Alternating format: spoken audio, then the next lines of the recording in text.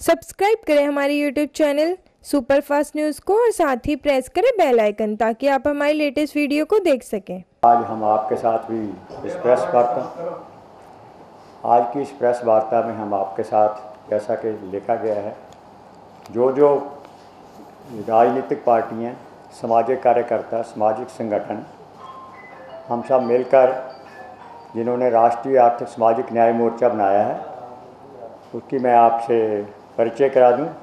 Shri Mahesh Manav ji OBC front of India पिछले 40 साल से सामाजिक कार्यकर्ता हैं। तो इनके साथ चर्चा हुआ है तो इन्होंने यही बात कही, आप कुछ देर के लिए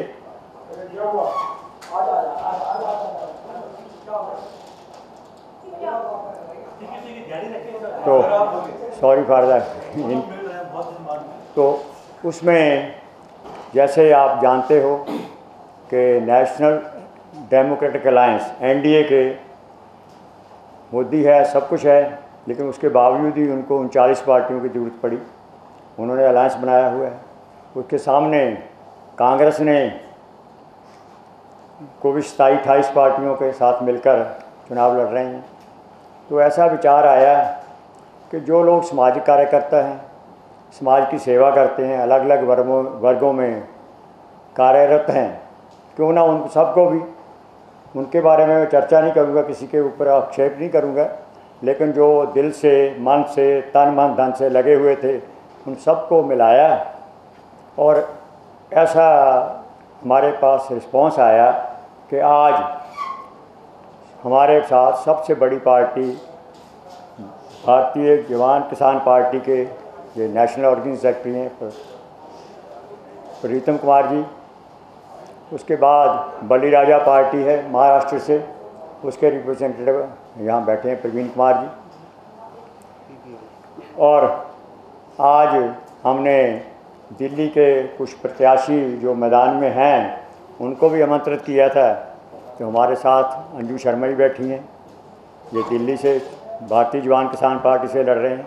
सुरेंद्र पहलवान जी, मेरा ख्याल आप सब जानते होंगे इनको, ये भी दिल्ली से चुनाव लड़ रहे हैं। तो आज का हमारा प्रेस वार्ता में 35-40 मिनट लगेंगे, ज़्यादा नहीं। आपके प्रश्न जितने मर्जी हों आप अपनी बात पूरी कर देंगे। उसमें हम अलग अलग पार्टियां कितने प्रत्याशी खड़े कर रही हैं उनके बारे में अपनी घोषणा करेंगे। अलग अलग सबके चुनाव मैनिफेस्टो होते हैं, उन सबको हमने मिलाकर एक कॉमन मिनिमम प्रोग्राम बनाया है, वो भी हम आपके साथ शेयर करेंगे।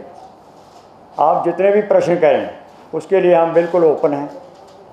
तो उस हिसाब से अब मैं इस आगे कार्रवाई शुरू करता हूँ। सबसे पहले मेरी अपेक्षा है भी भारतीय जवान किसान पार्टी के national organising secretary Shri Pritam Kumar ji अपनी बात रखेंगे। अपनी पार्टी के इनका क्या, कितने प्रत्याशी ये खड़े कर रहे हैं, उतार रहे हैं, अब तक कितने लोग मैदान में हैं, आगे आने वाले 7वें फेज़ तक कितने लोग इनके प्रत्याशी होंगे। और ये अपनी मैनिफेस्टो तो इनका लगभग 95% इसमें आ गया है, पर फिर भी जो 1-2 हाईलाइट से अपने मैनिफेस्टो के बारे में आपसे 2-3 मिनट बात करें।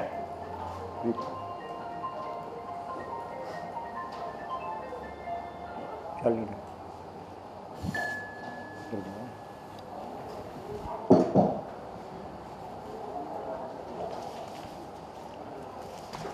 जय हिंद, जय भारत, इनकलाब जिंदाबाद। भारतीय जवान किसान पार्टी की तरफ से मैं पूरे देशवासियों को, और आज जो ये प्रेस क्लब ऑफ इंडिया में भारतीय जवान किसान पार्टी के नेतृत्व में और हमारे सामाजिक कार्यकर्ता कई सारे आए हुए हैं, सबको स्टेज पर बैठे जितने भी हमारे गणमान्य पुरुष एवं महिलाएं हैं और इस हॉल में जितने हैं बैठे हुए, आप लोगों का सबका स्वागत। और पूरे देश को मैं अपने तरफ से ये अपील कर रहा हूँ, ये संदेश दे रहा हूँ कि सरहद से संसद तक का सफर करने का फैसला भारतीय जवान किसान पार्टी ने क्यों किया। देखिए, भारतीय जवान किसान पार्टी में सबसे ज्यादा जो कार्यकर्ता है वो जवान है। और जवान कौन होता है? जवान का मतलब देश के सरहद पर, इस देश की सुरक्षा के लिए तैनात वो जांबाज सिपाही, जिन्होंने इस देश की आन शान के लिए, तिरंगे की शान के लिए, अपने वतन के लिए अपनी जान को हथेली पर लेकर के कार्य किए। उन लोगों को क्यों जरूरत पड़ी इस देश में सरहद से संसद का सफर तय करने का? और ये जवान कौन होते हैं? ये मजदूर और किसान के ही बेटे होते हैं। किसी भी बड़े उद्योगपति, किसी भी बड़े नेता या किसी भी बड़े कैडर के लोग सेना में भर्ती नहीं होते। हमें इसकी जरूरत इसलिए पड़ गई कि देश का जो संवैधानिक ढांचा है और देश जिस तरह से अभी चल रहा है, वो हमें, हमारे जवानों को, हमारे किसानों को वो ढांचा पसंद नहीं आ रहा है। हर समय देखते हैं कभी किसान जो है रोड पर हड़ताल कर रहे हैं, कभी जवान जो है सड़कों पर हड़ताल किए जा रहे हैं, कभी मजदूर हड़ताल कर रहे हैं। ये कैसा देश बनता जा रहा है? हम लोगों ने भी कई मूवमेंट चलाए, सरकार के कई सारे मंत्रियों से मुलाकात की। जिस प्रतिनिधि का मुलाकात केंद्रीय रक्षा मंत्री से हुआ है, उस प्रतिनिधि दल में मैं भी था। आज से कुछ साल पहले की बात है। और उन्हें हमने अपनी जरूरतें, अपनी मांगे बताई थी। उन्होंने बोला बहुत अच्छी मांगे हैं आपकी, OROP की मांगे हैं, आपके जो ये अग्निवीर योजना है, ये योजना जो है इस देश को कमजोर करने की कोशिश की गई है। अग्निवीर योजना लाकर के सेना को या देश को मजबूत नहीं किया जा रहा है। मैंने बहुत सारे सैनिकों का इंटरव्यू भी लिया इस संदर्भ में, जिन्होंने 15, 20, 25, 30 साल इस देश को सेवा दिए हैं। तो इस तरह के फिर किसानों का मामला आया, MSP का मामला। MSP दे देने से सरकार का बहुत बड़ा नुकसान नहीं हो जाएगा। इतने सारे उद्योगपतियों के कर्ज माफ हो रहे हैं, उसको सरकार कर रही है, मैनेज कर रही है। लेकिन किसान जिसकी रोटी से पूरा देश चल रहा है, मानवता चल रही है, उसको जो है इज्जत नहीं मिल रहा है, उसको मुआवजा जो होना चाहिए, जो उसको सम्मान मिलना चाहिए, उनके फसलों की जो कीमतें मिलनी चाहिए, वो नहीं मिल रहा है। नौकरियों की अगर बात करें, युवा नौकरियों के लिए परेशान है। बेरोजगारी इस समय देश में सबसे ज्यादा बेरोजगारी का प्रतिशत बढ़ता जा रहा है, बढ़ चुका है। इससे ज्यादा बेरोजगारी कभी थी नहीं। सरकारी नौकरियों का खत्म करना, महिलाओं को सही सुरक्षा नहीं मिल पा रही है। मणिपुर का केस आप सबके सामने मालूम है, उस पर सरकार ने चुप्पी साधे रखा है। और वो भी किसी सैनिक की पत्नी थी जिसके साथ इतना बड़ा अत्याचार, दुष्कर्म हुआ है। इन सारे मुद्दे को देखते हुए सैनिकों ने, जिन्होंने मिसाइलें चलाई हैं, तोप चलाए हैं, हवाई जहाज, लड़ाकू विमान उड़ाए हैं देश की सरहद की सुरक्षा के लिए, उन्होंने क्यों यह रास्ता अपनाया? एक हाथ में तिरंगा और एक हाथ में संविधान लेकर के सरहद से संसद का सफर तय करने का भारतीय जवान किसान ने यह फैसला लिया कि इस देश के अंदर जो भी दिक्कतें हैं, जिनकी जो समस्याएं हैं, ये समस्याएं पूरे देश को मालूम है। और हमारे साथ देश के हर वर्ग से कार्यकर्ता जुड़े हुए हैं, जिसमें बहुत सारी संख्या में किसान हैं, क्योंकि इस देश की सबसे बड़ी आबादी 60% से ज्यादा आबादी किसानों की है। उसके साथ साथ सामाजिक कार्यकर्ता बहुत सारे जुड़े हुए हैं, हर वर्ग के लोग जुड़े हुए हैं। और आज इन लोगों ने जो ऑर्गेनाइज किया है ये प्रोग्राम, उस प्रोग्राम में जैसा कि पूरे देश में ये लहर है कि भाई सबको मिल करके इस देश को सुधारना पड़ेगा, इस देश को सही दिशा, सही दशा पर लाना पड़ेगा। तो इसके तहत भारतीय जवान किसान पार्टी ने पहला लिस्ट जो हमारा रिलीज हुआ था उसमें हमने 125 कैंडिडेट डिक्लेयर किए थे पूरे देश के अलग अलग राज्यों से, और आज दूसरा लिस्ट भी हम जारी कर रहे हैं जिसमें 48 कैंडिडेट्स लोकसभा से और 2 राज्यों में जो विधानसभा है उड़ीसा और आंध्र प्रदेश में, वहां से हमने 13 विधानसभा के कैंडिडेट भी डिक्लेयर कर रहे हैं। और इस तरह से अभी हमारे डिक्लेयर सांसद कैंडिडेट की संख्या 173 हो चुकी है और विधानसभा में अभी 13 कैंडिडेट जो हमारा फाइनल हुआ है। इस तरह से बाकी और जो पार्टियां हैं इस देश के को आगे बढ़ाने के लिए जो पार्टियां दिन रात कार्य कर रही है, उन सब के साथ हम लोग मिलकर के इस मुहिम को आगे बढ़ा रहे हैं और उनके साथ जहां जहां समझौते की बात आ रही है वो भी हम लोग करते जा रहे हैं। हमारे गिरधारी लाल जी इनके संयोजक हैं, उनसे और चर्चाएं हो रही है हमारी और सभी पार्टियों से हो रही है। जहां पर जो जो मजबूत कैंडिडेट है उन सबको हम लोग भी साथ देंगे और हम सब मिलकर के एक नए भारत का, एक ऐसे भारत का निर्माण करेंगे जिसकी इस समय पूरे देश को जरूरत है, पूरी दुनिया को जरूरत है। इन्हीं शब्दों के साथ जय हिंद, जय भारत। अब महेश मानव जी के बारे में मैंने जैसे पहले भी बताया था, ये ओबीसी फ्रंट ऑफ इंडिया का में काम करते हैं, बैंक में जॉब करते थे, नौकरी छोड़कर पिछले 40 साल से उस काम में लगे हुए हैं। तो इनके ये क्यों आए 5 मिनट में ये भी अपनी बात रखेंगे, उसके बाद हम मैनिफेस्टो की बात करेंगे। सभी हमारे मीडिया कर्मी साथियों का और हाल में उपस्थित सच्चे समाज सेवी राष्ट्रभक्तों को सभी को हमारा हार्दिक नमस्कार, क्योंकि आप सब लोग अपना बहुमूल्य समय निकाल करके यहाँ पर पधारे हुए हैं। तो जो ये कार्यक्रम चल रहा है, हमारा गिरधारी लाल जी का परिचय हुआ कुछ साल पहले कि आपने माननीय मोदी जी को आज से 3 बजट पहले 3 बजट पेश हो चुके हैं 21-22 से, उसमें सजेशंस दिए थे, मेल भी किए, तमाम मेंबर ऑफ पार्लियामेंट को मेल किए, हमारे साथ भी काफ़ी चर्चा डिस्कशन हुआ। तो आपने वास्तव में, क्योंकि आप बजट एनालिस्ट हैं, बैंक में अधिकारी रहे हैं और इंटरनेशनल फील्ड में आप जानकारी रखते हैं, कनाडा में भी काफ़ी आपका रहना रहता ही है, व्यवहार रहता है, तो आपको अंतर्राष्ट्रीय जो राजनीतिक, आर्थिक, सामाजिक काफ़ी जानकारियां हैं और आपको चिंता है राष्ट्र के बारे में कि राष्ट्र हमारा सशक्त हो, विकसित हो, खुशहाल हो। तो हमारी चर्चा हम भी स्टूडेंट लाइफ से सोशल वर्क कर रहे हैं, तो स्वाभाविक है कि जो लोग हाईलाइट नहीं है देश में, बड़े पदों पर नहीं हैं, और बड़े पदों पर कैसे पहुंचते हैं ये सभी लोग जानते हैं। अगर वास्तव में सच्चे समाज से भी हैं तो सभी जानते हैं बड़े पदों पर आजकल लोग कैसे पहुंचते हैं और पहुंचने के बाद राष्ट्र का कल्याण क्यों नहीं कर पा रहे हैं और समस्याएं क्यों प्रतिदिन बढ़ती चली जा रही हैं।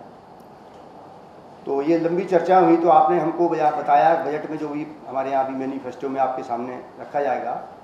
वैसे तो मैं ओबीसी फ्रंट ऑफ इंडिया का नेशनल प्रेसिडेंट हुई और देश भर में हर स्टेट में लगभग सभी जिलों में गए हैं, दिल्ली भर में लोग देश भर से आते हैं, कुछ हमारे साथी कई संगठन अलग अलग स्टेट लेवल पर चला रहे हैं, तो वो भी सब मिला के यूनाइटेड फ्रंट हमारा है। तो उसमें हर स्टेट के लोग हैं, हर भाषा के लोग हैं, और वहाँ जो समस्याएं हैं, एक तो संविधान में जब कहा गया है कि 4 क्लास हैं, समाज को बांटा गया है, इससे तो कोई रोक नहीं पाएगा, पूरा इतिहास बता रहा है कि ओबीसी, एससी, एसटी और सामान्य क्लास। तो ये समाज में व्यवस्था भी है और समाज व्यवस्था थी। संविधान में तो समानता है, लेकिन समानता हो नहीं पा रही है। जो बहुत पीछे थे, बहुत पिछड़े थे, उनके साथ अमानवीय व्यवहार भी किया, अनटचेबिलिटी वगैरह सभी जानते हैं आप लोग। कुछ काम वाले लोग कहिए सीधी भाषा में, जिनका काम था केवल सेवा करो, सब्जी पैदा करो, हल चलाओ, मिट्टी के बर्तन बनाओ, लकड़ी के सामान बनाओ, लोहे के औजार बनाओ, जो कुछ भी समझ लीजिए आप, और खेती कुछ अपना, ये काम वाले लोग सिद्ध किए गए थे इतिहास में, और उनको वहीं तक रखा गया था कि आगे न बढ़ें। ये कब की बात थी? आज़ादी से पहले की। तो आज़ादी मिलने के बाद संविधान बना, विश्व स्तर पर जो विकास हुआ, विकसित देशों का, उससे तुलना की गई कि हमारा देश कैसे विकसित होगा, तो उसमें ये तमाम चीज़ें सामने आई कि जो बहुत पिछड़े लोग हैं उनको भी बराबर लाने के लिए उनको कुछ विशेष रूप से सुविधाएं दी जाएं, उनके लिए कुछ विशेष प्रयास किए जाएं। तो उसमें जो रिजर्वेशन की स्थिति आई तो SC ST को तो 1932 में पूना पैक्ट में पार्लियामेंट में असेंबलीज में मिला और सर्विसेज में मिला, और देश का उससे भी एक संवैधानिक जो ढांचा है उसमें भी दिया था। अन्य पिछड़े वर्ग के जो लोग हैं वो भी बहुत पीछे हैं, उनमें भी बहुत बड़ी संख्या में लोग पीछे हैं। तो उनके लिए भी संविधान में एक क्लॉज दिया 340 में कि इनके लिए भी विशेष एक कमीशन बनाया जाए। तो उसके आधार पर कमीशन का लेख बना, ये लोग सभी लोग जानते हैं, लेकिन वो रद्दी की टोकरी में गया। 53 में कमीशनवार 1953 में, और 55 में रिपोर्ट आई, रद्दी की टोकरी में चला गया। नेहरू जी के ज़माने में, इंदिरा जी के ज़माने में चला गया। उसके बाद नॉन गवर्नमेंट, पहली जो नॉन कांग्रेस गवर्नमेंट आई जनता पार्टी 1977 में, उसमें मोरारजी देसाई और चौधरी चरण सिंह प्रभावशाली नेता थे। उनसे कहा गया कि अन्य पिछड़े वर्ग के लोग इनको बराबर कैसे लाएंगे, क्योंकि जब तक सभी देश के लोग बराबर नहीं आएंगे तब तक विकसित हो ही नहीं सकता। और जो हम परमपिता की बात करते हैं, परमपिता के परम सभी पुत्र हैं, हम ईश्वर को, भगवान को मानने वाले लोग हैं, कहते हैं परमपिता है हमारा, सबका है। तो जब सबका परमपिता है तो सब भाई हैं, और सबके साथ में न्याय और सम्मान और अपनत्व और मित्रतापूर्वक व्यवहार होना चाहिए, जो है इतिहास में नहीं किया गया, जो हमारी संस्कृति के विरुद्ध काम किया गया। देववाणी संस्कृति कहिए, वेद उपनिषदों के खिलाफ भी काम किया गया। तो ये चीज़ फिर दोबारा स्थापित करने के लिए, ये समता मूलक समाज बनाने के लिए संविधान में जो प्रावधान किए गए हैं, उसी के तहत ये अन्य OBC पिछड़ा वर्ग की जो स्थिति थी उसमें मंडल कमीशन द्वारा बना काका कालेकर रोड, ये रिपोर्ट पुरानी हो गई है मोरारजी देसाई के पीरियड में, तो 80 में 79 में फिर बना दिया गया। उसके बाद 80 में रिपोर्ट आई लास्ट में, तब तक इंदिरा जी दोबारा आ गई, इंदिरा जी ने भी उसको लागू नहीं किया 84 तक। 84 के बाद हमारे राजीव गांधी जी, वो राजीव जी आए, उन्होंने भी लागू नहीं की 89 तक। उसके बाद जो समाज जागा था रिपोर्ट देख के कि इनके साथ अन्याय हुआ है, जो रिपोर्ट पेश की गई पढ़ी लोगों ने, पार्लियामेंट में रखी गई, तो एक देश में अभियान चला। उसमें VP सिंह जी आए उसी आंदोलन की वजह से, तो उन्होंने लागू किया। और उसके बाद में वो 1% ही लागू हुआ कुल मिला के, जो 40 पॉइंट्स थे उसमें से केवल मुश्किल से 2% मंडल कमीशन लागू हुआ। अभी जैसे बिहार में अभी जनगणना हुई जिसमें 63% OBC की पॉपुलेशन है, तो 63% पॉपुलेशन में इंडिया में एवरेज माने तो लगभग वही होगी। तो जब देश की 63% पॉपुलेशन और SC ST भी उसी में आता है लगभग, तो 85-90% लगभग पॉपुलेशन होती है, तो जब उसकी दुर्दशा बनी रहेगी तो देश खुशहाल कहाँ से हो सकता है। तो भले हमारे देश में बड़े से बड़े अरबपति हो जाए इंटरनेशनल लेवल पर, उनकी 10वां नंबर हो जाए, 8वां हो जाए, 5वां हो जाए, दूसरा हो जाए, एक पहला हो जाए, लेकिन देश की तो बहुत बड़ी दुर्दशा है। और पार्लियामेंट में एक क्वेश्चन के आंसर में 3 साल पहले जवाब दिया गया था कि दूषित पानी पीने से 17 करोड़ लोग गंभीर बीमारियों के शिकार हो जाते हैं और 19 करोड़ लोग महंगे इलाज के कारण गरीबी की रेखा में चले जाते हैं। तो हमारी एक देश की हमारे माननीय प्रधानमंत्री चला रहे आयुष्मान योजना 5 लाख तक की, तो वही मोटा मोटा उसमें बहुत सी कमियां भी हैं, लेकिन हम शॉर्ट में बताएंगे, बहुत बारीक बहुत कमियां हैं। लेकिन अगर हम यही कह रहे हैं कि चलिए सबका बन रहा, पहले सबका बनता नहीं, जो 6 मेंबर होंगे उनका बनता, उससे कम कर लोगों का अब आयुष्मान कार्ड ही नहीं बनता। अब 20,000 तक की मोटी मोटी आमदनी वाले का अगर 5 लाख का इलाज फ्री हो रहा है, तो जिसकी 25,000 रुपये महीना आमदनी है तो उसका तो कार्ड बनेगा नहीं, तो उसको तो 1 रुपया नहीं मिलेगा, वो तो बेचारा मर ही जाएगा, 5 लाख में मर जाएगा, 2 लाख में भी मर जाएगा। तो ये तो न्यायिक नहीं है। इसी तरह से अगर किसी के इलाज में 10 लाख 20 लाख 50 लाख लग रहा है, वो सभी लोग देश के जानते हैं, दिल्ली के कितने बड़े हॉस्पिटल में पर डे 1-1 लाख का बिल बनता है, 50 लाख करोड़ों तक खर्च हो जाते हैं लोगों के, तो वो भी इलाज नहीं करा पाएगा। 5 लाख अगर गरीबी रेखा वाले का हो भी गया 5 लाख का, तो अगर 20 लाख लगने नहीं हो पाएगा। तो ये समाधान देश में विश्व स्तर पर जो अलग डेवलप्ड कंट्री हैं वहाँ जो व्यवस्था है कि इलाज की वो व्यवस्था पूरी होनी चाहिए सरकार की तरफ से, किसी भी हमारे नागरिक को परेशानी न हो, उसको किसी प्रकार से इलाज के बिना गरीबी रेखा के नीचे नहीं जाना पड़े और उसको मौत के गर्त में न जाना पड़े। ये समस्या देश की सबके सामने है। कहने से अच्छी बातें कहने से कुछ नहीं होता, अच्छे भाषण देने से कुछ नहीं होने वाला। और सबके सामने समस्या है। लगभग 99 नहीं, 1000 में 999 परेशान है। 10-20 लाख रुपए लग जाए तो इतना ही इलाज करा पाए। इसी तरह आती है एजुकेशन की, कितना डिफरेंस है। तो ये समान शिक्षा होनी चाहिए। तो हमारे इसी तारतम्य में जो गिरधारी लाल जी से बात हुई तो इन्होंने सभी समाधान निकाले बजट के आधार पर। अब इस पर देखिए एक चीज़ बहुत महत्वपूर्ण है कि 8 साल पहले राज्यसभा में माननीय जेठमलानी साहब जो राज्यसभा के मेंबर थे और सुप्रीम कोर्ट के प्रतिष्ठित अधिवक्ताओं में रहे थे, ये सभी लोग जानते थे इसके। उन्होंने पार्लियामेंट में 8 साल पहले बहुत ज़बरदस्त स्थिति सामने रखी कि कांग्रेस शासन कर चुकी है तो ब्लैक मनी का कोई मतलब बाहर से आने का कोई प्रोग्राम नहीं बना, और शासन कर रही थी। 2 साल हो गए थे भारतीय जनता पार्टी में।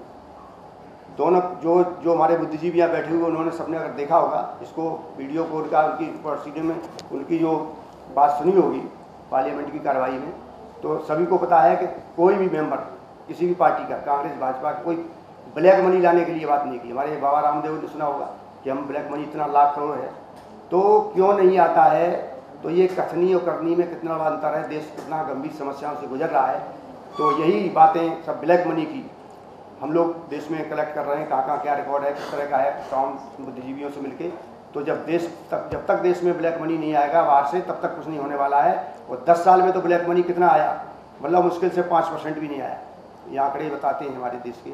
तो जब तक ब्लैक मनी वो बढ़ता हुआ जा रहा है, आना तो छोड़ दिए बढ़ रहा है। मुख्य समस्या देश की यही है।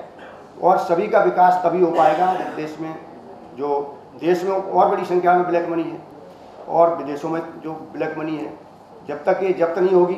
जैसे आपको सबको जानकारी भी होगी, मैं यूपी का रहने वाला हूँ और प्रदेशों में जो का है, उत्तर प्रदेश में सीलिंग एक्ट लगा था जमीन पर। 12.5 एकड़ से अधिक कोई भी कृषि भूमि नहीं रख सकता है। ये सीलिंग एक्ट में लोगों की जमीन गई थी और स्टेटों में अलग अलग सीमाएँ हैं। तो जो घोटाले की अरबों खरबों की संपत्ति है उस पर सीलिंग क्यों नहीं है भाई, उस पर लिमिट क्यों नहीं है। ये चीज़ें लिमिट में होनी चाहिए और देश की खुशहाली तभी होगी। एक हमारे ईशोपनिषद का मंत्र है, मैंने संस्कृत से एमए किया था, तो हमने उसमें पढ़ा को ईशावास्यम इदम सर्वम यत्किंच जगत्याम जगत तेन त्यक्तेन भुंजीथा मागृता कस्मिंश्चित्। इसका सीधा अर्थ है इस संसार में जो कुछ भी है उसमें ईश्वर का वास है। इसलिए प्रत्येक वस्तु में, इसलिए त्याग पूर्वक हर वस्तु का उपभोग करो। लालच में इकट्ठा करके दूसरे का हिस्सा मत रखो जिससे दूसरे को कष्ट हो। तो ये कम्युनिज्म 300 साल पहले 250 साल पहले आया, लेकिन ये तो वेद तो हजारों साल पुराने हैं। जब उसमें ये बात कही गई है तो इसको कोई नहीं मानता है, ईश्वरीय वाणी को इसको कोई स्वीकार नहीं करता, जबकि ईश्वरीय का काम कर रहे लोग। तो ये बड़ी चिंता का विषय है। हम सब लोगों को, धर्म के मानने वाले, धर्म को भगवान को मानने वाले, धार्मिक कहे जाने वाले लोगों के लिए ये हम लोग सर्वे भवन्तु सुखना की बात करते हैं। तो हम तो सर्वे भवन्तु सुखना किस तरह होंगे, किस तरह खुशहाल होंगे, किस तरह जो उनका नरक भरा जीवन है उससे छुटकारा मिलेगा, इसी कार्यक्रम में बुद्धिजीवियों से देश भर के चिंतन मंथन करता रहता हूँ, सबकी राय लेता रहता हूँ। कोई किसी का दुश्मन नहीं है, सब देशवासी हैं। और वसुधैव कुटुम्बकम जब कहते हैं हम लोग, हमारी संस्कृति कहती है अयम निजा परोवेति गणना लघुशेत्साम उदार चरिता नाम तो वसुधैव कुटुम्बकम। भारत माता नहीं कहते हमारे शास्त्र, वेद पुराणों में वसुधैव पृथ्वी माता कहते हैं, पृथ्वी माता। तो जब पृथ्वी माता हमारे शास्त्र परिषद वेद पुराण जो सब कहते हैं तो लोगों ने भारत माता की बात कर दी। तो ये सारी चीज़ें हैं। तो विश्व बंधुत्व तो ग्लोबल विलेज हो ही गया है। एक दूसरे के बिना किसी का काम नहीं चलता है, किसी प्रकार से किसी कंट्री एक दूसरे पर निर्भर है। इसलिए हम सब लोगों को सबको मिलकर राष्ट्र का निर्माण करना है। जो भी समस्याएं आएँ और उनका समाधान प्रेम पूर्वक सबसे मिलकर निकालना है। और यही हमारा कहना था। इसी के साथ आप सब लोगों को बहुत बहुत धन्यवाद, बहुत बहुत आभार। आप लोगों ने बड़ी तल्लीनता से हमें सुना। ऐसे ही जैसे अभी चर्चा हो रहा था, बलिराजा पार्टी से 70 प्रत्याशी हैं। प्रवीण कुमार जी हमारे उसके दिल्ली से रिप्रेजेंटेटिव हैं। तो अभी हम जैसे चर्चा किया था, पीपल्स पार्टी ऑफ इंडिया से अभी तक 70 कैंडिडेट उनके आ चुके हैं। हमारा आइडिया है अभी जैसे जैसे डाटा कंपाइल हो रहा है, हम पिछले 15 दिन से लगे हैं इस काम में, और जब से सब लोगों से डेटा मांग रहे हैं, ऑलमोस्ट 450 कैंडिडेट्स हम उतारेंगे। तो अब कैंडिडेट को क्या करना है, उनका क्या लक्ष्य है, उसके बारे में सिर्फ 2-3 मिनट में अपना मैनिफेस्टो पढ़ दूंगा आपको। ताकि आपको पता चले हमारा कार्यक्रम क्या है, देश की समस्याएं क्या हैं, उनका समाधान क्या है। उसके बाद आप प्रश्न उत्तर भी कर सकें 2-2 मिनट के लिए, सिर्फ हमारे प्रत्याशी बाद में उसके बारे में चर्चा के बात करेंगे। तो मैं राष्ट्रीय आर्थिक सामाजिक न्याय RASN मोर्चा का न्यूनतम सामान्य बिंदु घोषणा पत्र, बाद में आपको सबको कापी भी मिल जाएगी। पहला है महंगाई है, अतिरिक्त शुल्क, वैट, अप्रत्याशित कार्य ईंधन कर, अधिभार की समाप्ति कर। मैं इंग्लिश में पढ़ दूँ, अच्छा रहेगा? हिंदी में भी अच्छा लग रहा है मेरे तो। और गैस की कीमतों में 40% और मुद्रास्फीति में 10 से 12% की कमी करके सभी परिवारों को 2000 रुपये से लेके 8000 रुपये महीने की राहत दी जाएगी। इसके बारे में चर्चा कर दूंगा। गवर्नमेंट का GST का कलेक्शन आपको अगर पता होगा, क्योंकि मैं बजट के बारे में चर्चा करता हूँ, 1,10,000 करोड़ का टारगेट था पिछले साल 2022-23 का। सरकार को हम लोगों ने, आप लोगों ने 1,51,000 करोड़ रुपये दिया है। और ये डीजल, पेट्रोल, रसोई गैस, जब मोदी जी ने चार्ज लिया था पहले दिन बोला था मेरा नसीब अच्छा है, लेकिन डीजल, पेट्रोल, रसोई गैस की कीमतें तब से 40% से 60% भी गई, 110 तक भी गई। हमारा एक ही लक्ष्य है, केवल जो GST हम देते हैं, GST सारे देते हैं, उसमें से कम 30,000 करोड़ रुपये अगर मोदी छोड़ दें, जो हमें 41,000 करोड़ रुपये दिया है 12 महीने। उसके बाद इस वर्ष इसकी एवरेज 49,000 करोड़ है जो हम एक्स्ट्रा दे रहे हैं, जो सरकार का लक्ष्य है। तो उसी से अगर 28-30,000 करोड़ रुपये छोड़ दोगे, आप सबका डीजल, पेट्रोल, रसोई गैस का 40% खर्चा कम हो जाए, इन्फ्लेशन 10% डाउन हो जाए, आप अंदाज़ा लगाइए आपको कितना फ़ायदा हो जाएगा। दूसरा है 12 लाख प्रति वर्ष की आयकर वालों का इनकम टैक्स ख़त्म किया जाएगा। मिडिल क्लास की अक्सर यही रहती कंप्लेंट भी, हमें कोई सरकार नहीं देती, जो भी आती है हम पे टैक्स लगाती है, उसके लिए हमारा मापदंड है। तीसरा है GST रैशनलाइज करनी पड़ेगी। GST देखो, किसानों को सबसे बुरा हाल हुआ है। एग्रीकल्चर इम्प्लीमेंट पर 18% GST वहाँ से शुरू किया था। अब उसके इतना है, हमने कहा इसमें प्रपोजल दिया 3 GST के स्लैब बना दो, 5, 8, 12%। सभी वस्तुओं की कीमतें 3% से लेकर 16% कम हो जाएंगी। आप खुद अंदाजा लगा सकते हो आपका कितना फायदा। हर वस्तु अगर 3% से लेकर 10%, 12%, 18% कम हो जाए, आपको लाभ मिलेगा। ये है बेसिकली महंगाई कम करने का। मोदी जी बोलते थे अच्छे दिन आएंगे, और ये अब स्वर्गीय सुषमा जी की वो पार्लियामेंट में एक स्पीच सुनने आ रही है, अच्छे दिन आने वाले हैं। हुआ क्या है, डीजल, पेट्रोल, रसोई गैस भी बढ़ा दी, महंगाई भी बढ़ा दी, GST भी लगा दिया। उसके कारण सभी लोगों का, आप दिल पे हाथ रख के बताइए किस आदमी की आमदनी बढ़ी है। 15% से लेकर 25% सभी लोग सफ़र कर रहे हैं। उसके बाद सबसे बड़ा समस्या है किसानों की।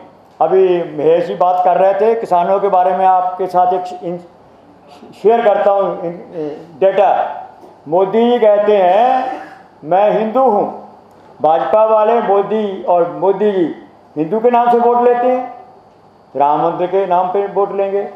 पर हम क्या कह रहे हैं, मोदी जी अगर आप हिंदू हो, किसान भी 95% हिंदू है, वे वो उसको क्यों प्रताड़ित करते हो? मोदी जी बोलते हैं मैं अति पिछड़ा हूँ।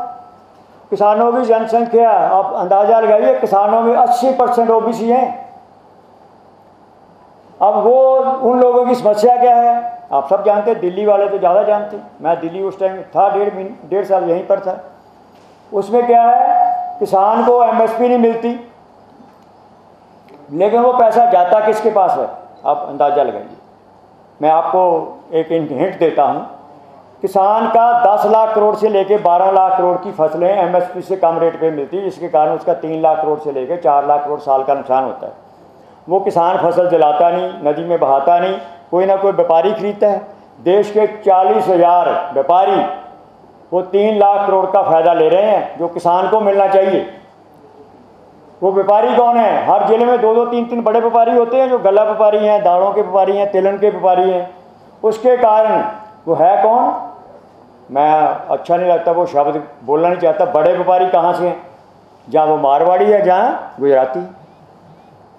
40,000 व्यापारी 4 लाख करोड़ किसानों का नुकसान करते हैं। वो किसानों का नुकसान नहीं करते, उसके अलावा किसान के पास पैसा आएगा तो दुकानदार के पास जाएगा। ये तो जानते हो, गांव में दुकानदार के पास किसान खर्च करेगा, वो 4 लाख करोड़ दुकानदारों के पास जाएगा। उनको 15% मुनाफा हो, उनका मार्जिन 15% भी हो, तो 4 लाख करोड़ रुपये कितना बनता है? 60,000 करोड़ रुपये दुकानदारों का भी नुकसान कर रहा है। वो दुकानदार कौन है? छोटे दुकानदार हैं। 6 करोड़ संख्या उनकी। अब बताइए 40,000 बड़े व्यापारी या कुछ मिल मालिक, दाल मिल वाले, चावल मिल वाले, आटा मिल वाले, वही लेते हैं ना कम रेट पे। आपको तो आटा 35 रुपये मिलता है, आपको चावल भी 60 से शुरू होता है। लेकिन वो लोग 4 लाख करोड़ के जो व्यापारी के पास जाता है, जितने दुकानदार भाई मेरे आराम से सुन लें, ये हमने डेटा शेयर किया है, 12 करोड़ किसान परिवारों का और के साथ 6 करोड़ दुकानदारों का भी नुकसान कर रहे हैं। कौन कर रहा है? अब कहना नहीं चाहिए, बड़ा व्यापारी है, मिल मालिक है। तो उसका लिए हमें समाधान दिया है कि 2 लाख करोड़ रुपये बजट में देंगे, किसानों की फसल MSP पे खरीदी जाएगी, व्यापार किया जाएगा। दुनिया में आजकल फूड शॉर्टेज चल रही है, वो एक्सपोर्ट भी किया जा सकता है, मिल मालिकों को दिया जाएगा। उसके बाद जो सबसे नेक्स्ट है किसानों का, अभी मोदी जी श्री अन्न योजना की बात करते हैं। हमने प्रपोजल दिया है कि बजट के माध्यम से 10 करोड़ एकड़ एक किसान को 5,000 रुपये दे दो उसको फसल बदली के लिए, डाइवर्सिफिकेशन ऑफ क्रॉप के लिए। तो 10 करोड़ एकड़ गेहूं और चावल से बाहर हो जाएगा, किसान घाटे वाली खेती से बंद हो जाएगा। 5,000 रुपये उसको मिलेगा तो वो घाटे वाली खेती नहीं करेगा। तीसरा है दूध उत्पादन। आपको दूध कितने रेट में मिलता है शहर में जानते हो, लेकिन गांव में जो दूध वाला किसान है, जहाँ मजदूर आदमी जिसने गाय भैंस रखी है, उसको दूध का रेट पता कितना मिलता है? बहुत कम रेट मिलता है। हमने इसीलिए सजेशन दिया कि उनको इंसेंटिव दिया जाए ताकि सारे किसान और गांव में जो मजदूर परिवार हैं, जो दुधारू पशु रखते हैं, मिल्क एनिमल रखते हैं, उनको सबको इसका लाभ मिलेगा। उसके बाद हमने ये एक उसमें आगे केंद्र सरकार के, देखो अब बड़ी समस्या क्या है, युवाओं की समस्या है बेरोजगारी की। मोदी जी ने वादा किया था, गारंटी दी थी 2 करोड़ लोगों को रोजगार देंगे। उसके बदले में वो दावा क्या करते हैं, हम मनरेगा का लोन दे दिया। मनरेगा का लोन की एवरेज औसत 10,000 से शुरू होकर 50,000 तक है। आप बताइए 10,000 में कौन सा व्यापार होगा, कौन सा नया जो कारोबार शुरू किया जा सकता है। उसके बदले में हमने ये कहा है केंद्र सरकार के बजट में 30 बड़ी मिनिस्ट्री में हर साल 6 लाख करोड़ रुपए और प्रदेश सरकारों को आवंटन करके जितनी खाली नौकरी पड़ी हैं, 9 लाख के सरकारी नौकरियां केंद्र सरकार के पास हैं, 23 लाख सरकारी नौकरियां प्रदेश सरकारों के पास है। 32 लाख सरकारी नौकरियों के लिए अनुदान दिया जाए, पैसे दिए जाएंगे ताकि वो नौकरियों की भर्ती भी करें, जो इंफ्रास्ट्रक्चर की ज़रूरत है वो भी करेंगे। उसके बाद आती है सबसे जो इसे चर्चा किया था अभी अग्निवीर योजना। उसके हमारी सुझाव है कि सरकार अड़ी हुई है, जिद पे है कि उनको अग्निवीर योजना लानी है। हमने उस योजना का एक अल्टरनेटिव दिया है कि उसको चलाने के लिए 35-40 हज़ार करोड़ रुपये साल का चाहिए, बजट में दे दो। 4 साल से बढ़ाकर उसको 21 साल कर दो। पहले भी तो जवान है, 21 साल के बाद उसके ऑप्शन है, आ सकता है वापस, ऐसे उसको ऑप्शन दे दो। आप अपना काम भी रख लो, लेकिन उसको बेचारे को 4 साल बाद बेरोजगार न करो। अब इसके मैं एक एग्जांपल दूंगा। मोदी जी की उम्र 73 साल, मेरे से 3 महीने बड़े हैं। वो तीसरी टर्म मांग रहे हैं, एक हो गई, 2 हो गई, 73 साल की उम्र में रोजगार दे रहे हैं। और जो 18 साल से 20 साल का लड़का अग्निवीर में जाएगा, वो 22 साल और 24 साल के बाहर आ जाएगा। उसको बोलते पेंशन नहीं देनी, खुद एक बार MP बन जाओ, MLA बन जाओ, पेंशन मिलती है, छोड़ते नहीं। मुझे याद है प्रकाश सिंह बादल के साथ 7 पेंशनें थी। वो 3 बार विधायक भी रहे, मेंबर पार्लियामेंट रहे, केंद्र में मंत्री भी थे, पंजाब के मुख्यमंत्री भी रहे। 7 पेंशन ले रहे एक तरफ आप अग्निवीर के लिए ऐसा हमने कोई ऐसा कहा भी उसको एलोकेट कर दिया। पुरानी pension scheme, old pension scheme हम लागू करेंगे। मैं बता रहा हूँ क्यों लागू करेंगे। आपको एक, जैसे अभी महेश जी ने चर्चा किया था, मैं 2 आंकड़े आपके साथ शेयर करता हूँ। ये राम जेठमलानी का मैं वीडियो 2 मिनट आप प्लीज़ सुन लीजिए, मैं अभी निकाला था जो इनके माइक के पास थोड़ा सा। Thank you very much Shri Ram Jethmalani. ये राज्यसभा की प्रोसीडिंग है काले धन के बारे में। चिदम्बरम जी का नाम भी है, जेटली जी का नाम भी है। Sir, first of all, I wish to make a strong protest against this 4 minutes theory. all persons who have spoken have decided in a private agreement not to oppose this bill. I am the only person in this house who is opposing the bill, and I must get all the time that all these members have taken. And sir, I at least request that I am the lone person in this country who has been fighting for black money for the last 10 years all alone. 8 साल से लड़ाई लड़ रहे हैं। Help from any quarter. And it is time that this house sat and heard me for a while. If you insist on this 4 minutes rule, I think you are making a joke of the proceedings of this house, and I will walk out. Take the sense of the house.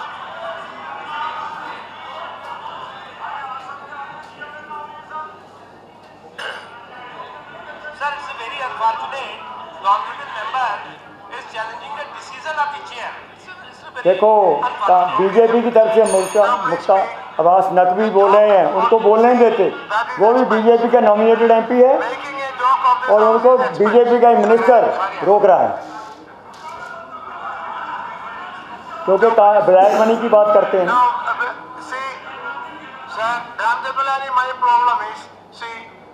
My problem is you are categorized in the Adesh category.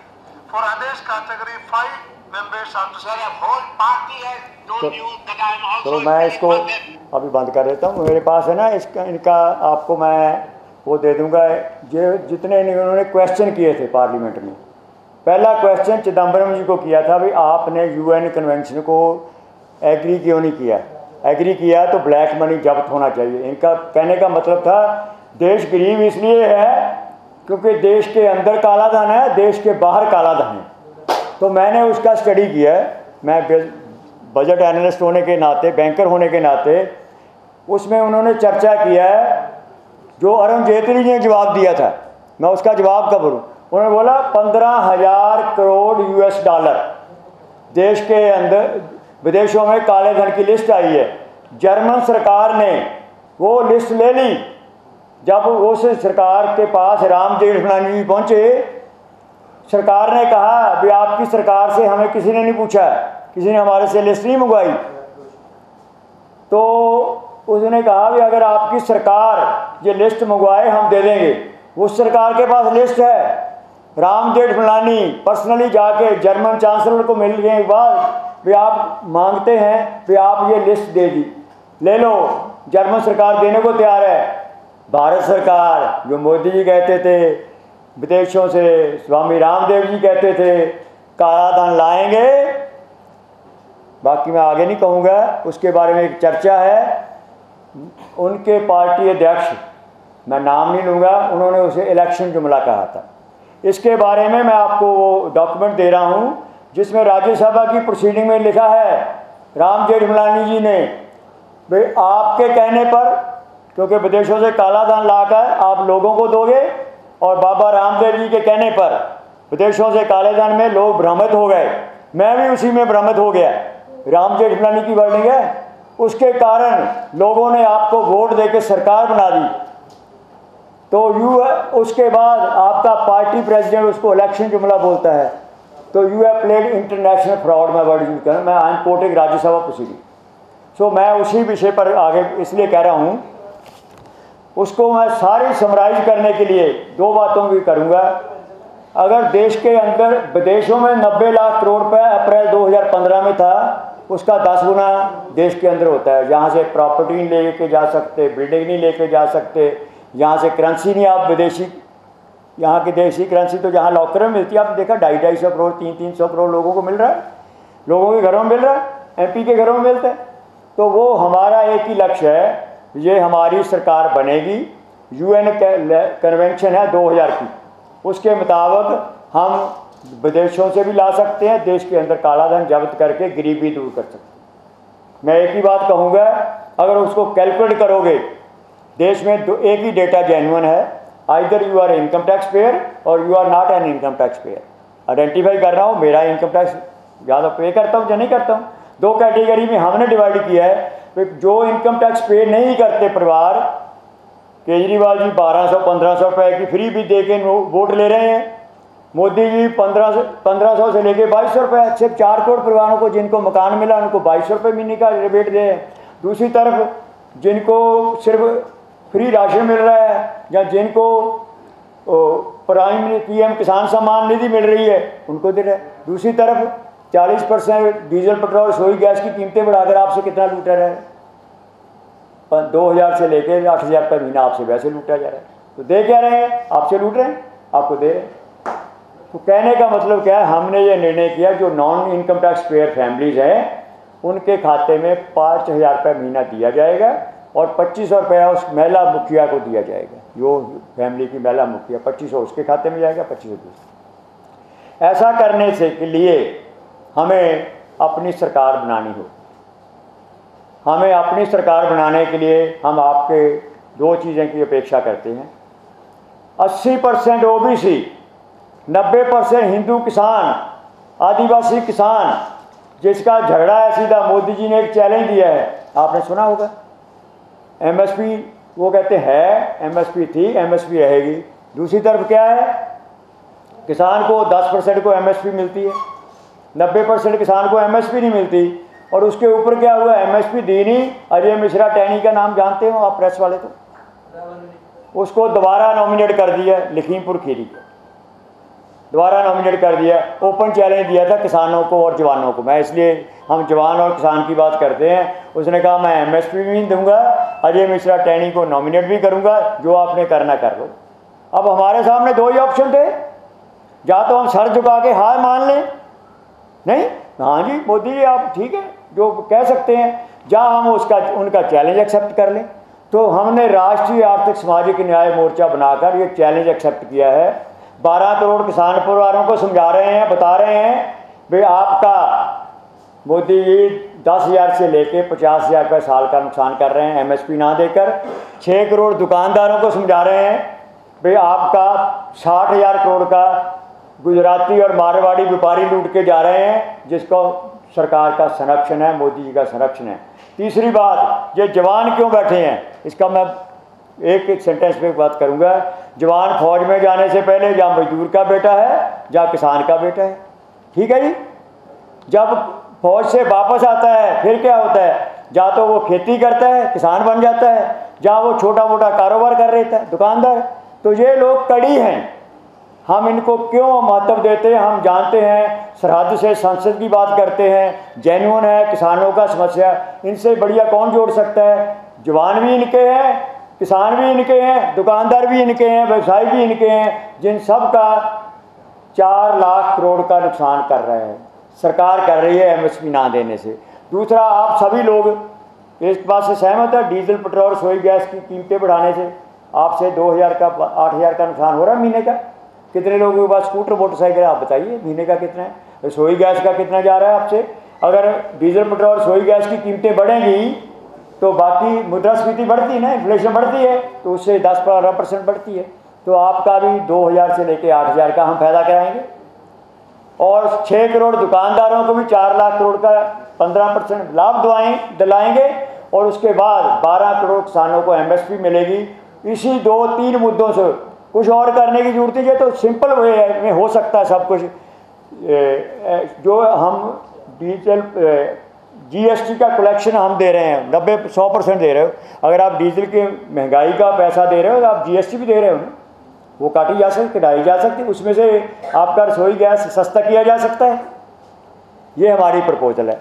दूसरा है किसान को MSP देना है, किसान की फसल खरीदी जाएगी, व्यापार किया जाएगा। व्यापार करने के लिए आप व्यापारी को किसी को पूछ लो, अगर उसको 10 लाख का सामान लेना है 1-1.5 लाख 2 लाख लेगा अपने पास से, बाकी बैंक से लोन लेगा। उसकी टर्नओवर होती है। हम 12 लाख करोड़ की फसलें खरीद कर नदी में नहीं बहाने वाले, समुद्र में गिराने वाले नहीं, जलाने वाले नहीं, व्यापार करेंगे। व्यापार के बाद क्या होता है, साल के बाद हिसाब कर लेंगे। हो सकता है 10-20 हज़ार को मुनाफा हो जाए, हो सकता है 10-20-50 हज़ार करोड़ का घाटा हो जाए। अब मोदी जी 9 करोड़ किसानों को क्या दे रहे हैं, 500 रुपये महीना, 6,000 रुपये साल का, टोटल 54,000 करोड़ से लेकर 60,000 करोड़।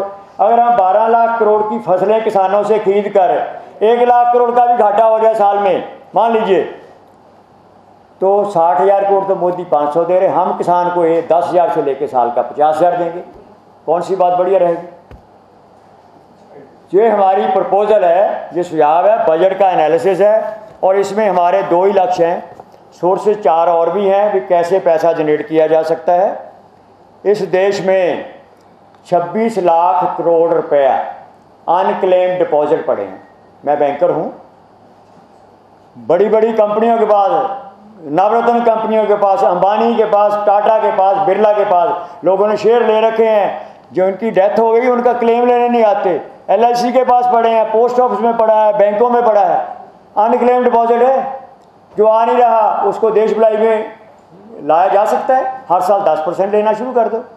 उसके बाद 21 लाख करोड़ का सरकार ने रिकवरी करनी है। किसकी? इनकम टैक्स की, वैट की, GST की। सरकार ने करनी है, हमें नहीं करनी। सरकार रिकवरी कर सकती है, लोग भलाई में लगाना चाहिए, ये भी ऑप्शन है हमारे पास।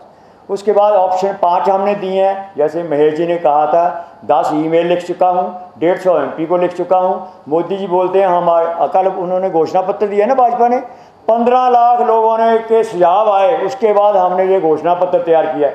भाई 10 ईमेल में 10 ईमेल में एक तो पढ़ लेते। मैं तो कहता हूँ देश का एक ही समस्या का समाधान है, काला धन, काले धन की संपत्तियाँ जब्त कर दो। एक तहसील लेवल पर, सेल्स तहसीलदार के लेवल पे सिर्फ 5 मेंबरी कमेटी बनानी पड़ती है। जस्ट 1 और 2% प्रॉपर्टीज हैं जिसको कन्फिस्केट करना है, जिसको जब्त करना है। अगर देश का हर वोटर का, मैं आज अच्छा नहीं लगता, वो बात कहनी नहीं अच्छी लगती, हर देश के हर नागरिक का, बच्चे से लेके बूढ़े तक 5,000 रुपये महीना पर मंथ आपकी आमदन बढ़ सकती है अगर आप लोग हमारा साथ दें, जनता हमारा सरकार साथ दे। हम काला धन जब्त करेंगे, UN कन्वेंशन को लागू करेंगे और अगर हमारी पूर्ण बहुमत की जैसे ही सरकार बनती है, फर्स्ट रेजोल्यूशन यही होगा। उसके बाद अब हमारी अप्रोच क्या है, हम आपके साथ वो भी बात शेयर कर देते हैं। हमारा एक ही इच्छा है, किसान को बात समझ है, सिर्फ दुकानदार को समझ आ जाए। हर गांव में दुकानदार भी है, किसान भी है, जवान भी है, हर गांव में है 10-12 परिवार। बस उनको ये काम करना है। 20-25 दिन देखो, YouTube देखते हैं, देखेंगे 2 घंटे 4 घंटे लगाएंगे, ये वीडियो आपके पास जाएगी, 20-25 मिनट की होगी। इसको आप सुनिए, 10-20 परिवारों को जाके बात करिए। बहुत आसान काम है। देश में 96 करोड़ वोटर हैं, 75 करोड़ स्मार्टफोन है। अब बताइए, 28 करोड़ परिवार हैं देश में, 75 करोड़ स्मार्टफोन है। एक परिवार में कितने फ़ोन हैं?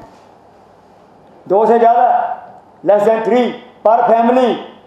और क्या उसके पास ये वीडियो जा सकती है, ये शेयर की जा सकती है, लोगों को बताया जा सकता है? मेरा निवेदन है जवानों से, किसानों से, दुकानदारों से, आप इसको समझिए, घर घर जाइए। जो लोग 40% वोट देने नहीं आते, उनके 3 कारण हैं। वो कहते हैं मेरी वोट से क्या फ़र्क पड़ेगा, मुझे क्या मिलेगा अगर मैं वोट देने जाऊं, किसी को वोट दे दो, यहाँ तो ऐसे चलेगा, यही बातें करते हैं। तो हमारा उनसे सुझाव है जो वोट देने नहीं जाते, कुछ अन्ना जी की मूवमेंट से परेशान है, केजरीवाल जी के कारनामों से परेशान है, कुछ मोदी जी से परेशान है, कुछ राहुल गांधी और मोदी की दोस्ती से परेशान है। मैं बताऊंगा परेशान क्यों। आप बताइए, मोदी जी भ्रष्टाचार के खिलाफ आए थे, CAG की रिपोर्ट के आधार पर आया था, UPA के 2G 4G 5G सबके बारे में है, जीजा जी तक भी गए थे। वे एक भी मुकदमा सोनिया गांधी के खिलाफ, राहुल गांधी के खिलाफ, प्रियंका गांधी के खिलाफ, रॉबर्ट वाड्रा के खिलाफ एक भी मुकदमा दर्ज नहीं किया। एक भी मुकदमा मोदी जी ने आज तक, मेरा ओपन चैलेंज है, बीजेपी ने, मोदी ने गांधी परिवार के अलावा चिदम्बरम के अगेंस्ट एक ही मुकदमा दर्ज नहीं किया। क्योंकि ये राम जेठमलानी जी की वीडियो बताती है, चिदम्बरम जी जेटली जी दोस्त थे, उन्होंने मोदी और सोनिया जी का समझौता कराया था। 10 साल में एक भी मुकदमा नहीं मिला इनको। जो सुब्रमण्यम स्वामी जी ने मुकदमा किया है उसका जज बदला जा रहा है। 8 साल से वो मुकदमा चल रहा है जिसमें 7 साल कम से कम सजा होगी।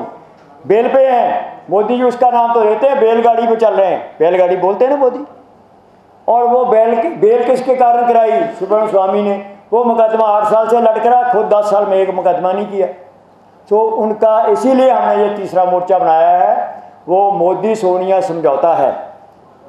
2019 में वोट कटुआ 235 लोग खड़े थे, जिसके कारण NDA को 69 सीट्स मिली थी और बीजेपी को 49 वोट सीट्स मिली थी।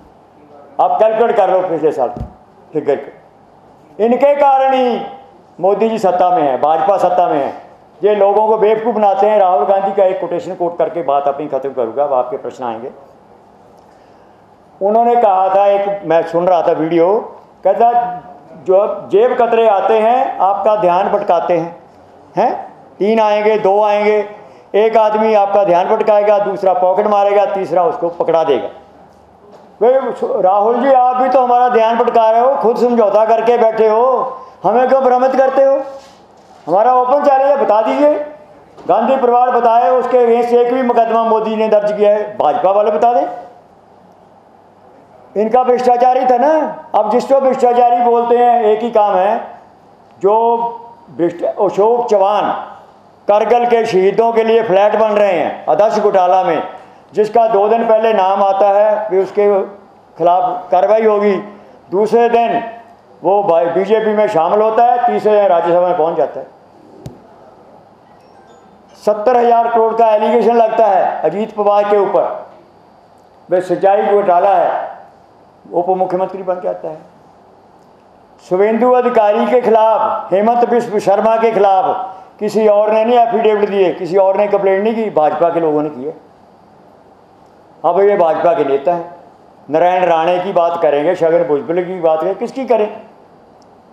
हम फिर भी इसीलिए आप सबको आगाह करने आए हैं। हमारी अपील है, जो लोग भी हमारी इस कार्यक्रम को सुन रहे हैं, जो आगे जाकर सुनेंगे, उनसे एक ही निवेदन है, भ्रष्टाचार मुक्त राष्ट्रभक्त लोग हैं बैठे, जवान बैठे हैं, किसान बैठे हैं, हम सब मिलकर 60 करोड़ लोगों तक अप्रोच कर रहे हैं। 35 करोड़ वोट लेकर हम अपनी सरकार बनाएंगे। इसलिए कोई भी कहीं से भी सच्चा समाज सेवक लड़ाई लड़ेगा, हम उसके साथ हैं। हमारा मैसेज सबके पास जा रहा है। ऑलरेडी महेश जी ने, इनका 450 जिलों में नेटवर्क है, लोग ऑलरेडी लगे हुए हैं। आपको यहाँ नहीं जानकारी होगी, 450 जिलों में नेटवर्क है, वो लोग अपना काम में लगे हुए हैं, घर घर जा रहे हैं, लोगों को समझा रहे हैं।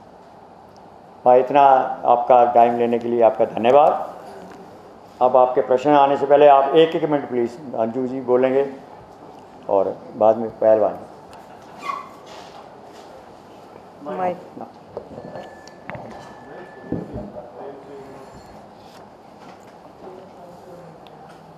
जय हिंद साथियों, आप सब कैसे हो?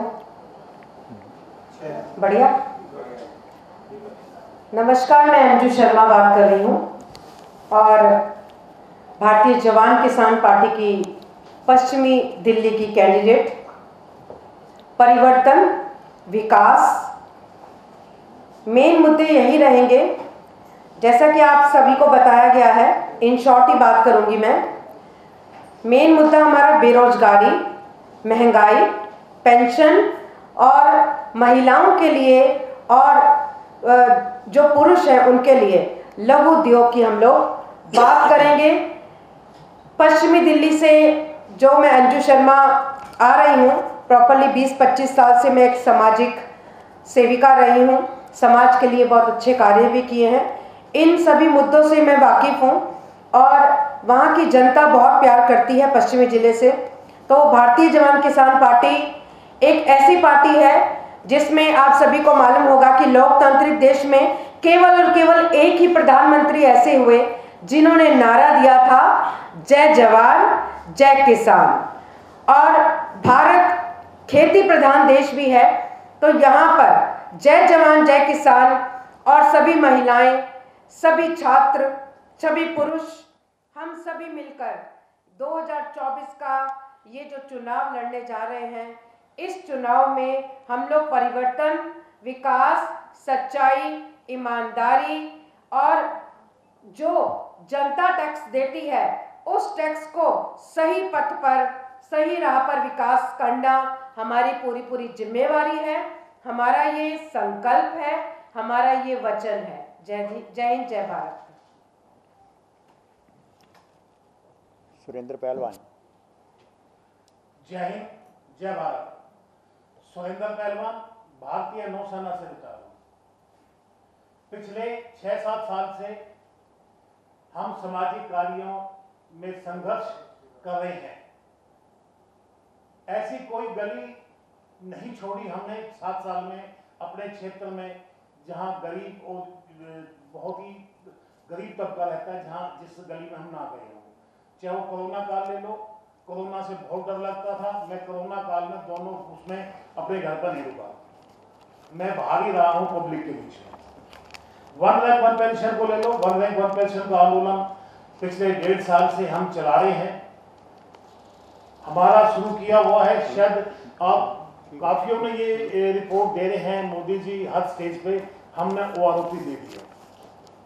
हम खुला चैलेंज करते हैं, आए हमारे सामने और बताए किसको दे दिया, कितना दे दिया, लेकिन कुछ नहीं है। मैं एक बात कहूं, मौत की चौखट पर अपना फर्ज निभाते हैं और सैनिक ही इस देश को हिंदुस्तान बनाते हैं।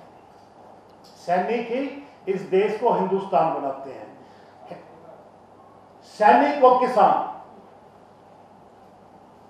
दो कैटेगरी ऐसी है जिसमें संसद में जिसकी भागीदारी होनी चाहिए, और लगभग दोनों ही बाहर है। जो संसद में किसान चले जाता है वो उनका अपना ही एक, मैं कुछ शब्द नहीं कहना चाहूंगा, उन्हीं का होकर रह जाता है। एक भी आज हम एक भी सांसद को ऐसा नहीं देख रहे जो जनता के लिए आवाज उठाता हो। वो सिर्फ एक काउंटिंग मेंबर है अपने बहुमत के लिए। आज संसद सिर्फ बहुमत के लिए है और प्रोटोकॉल का लुत्फ उठा रहा है, बाकी जनता की कोई सुध नहीं है। जब हमने ये भ्रष्टाचार और करप्शन से हम जूझते हुए समाज को देखा, हमने ये विचार किया क्यों ना सैनिक एक राजनीतिक पार्टी बना के और राष्ट्र निर्माण में सहयोग करें, और ये उसी का एक नतीजा है। आज भारतीय जवान किसान पार्टी आपके बीच में है। आज अगर देखा जाए, बीजेपी के पास लगभग 45, 49, 50 संगठन पार्टियां हैं जिनके बल पे वो इलेक्शन लड़ रही है। कांग्रेस के पास 27, 28 पार्टी है जिस पर वो चुनाव लड़ रही है। हम कहीं नहीं है, कहीं काउंटिंग ना हो, कोई परवाह नहीं है, हार से हमें डर नहीं लगता। वैसे भी हम स्पोर्ट्समैन हैं, इंडिया खेले हुए। ये जो हमारी पार्टी है, इकलौती पार्टी है जिसका दिल में यह है कि 543 सीटों पर सैनिकों को उतारे, क्योंकि सैनिक ही एक ऐसा इंसान है जो इस देश के निर्माण में 100% अपना योगदान दे सकता है। और किसान, सैनिक किसान के घर से निकला है, सबसे ज्यादा मजदूर के घर से निकला है। किसी नेता के बच्चे की गर्दन नहीं कटती है, एक सैनिक के जवान की गर्दन कटती है।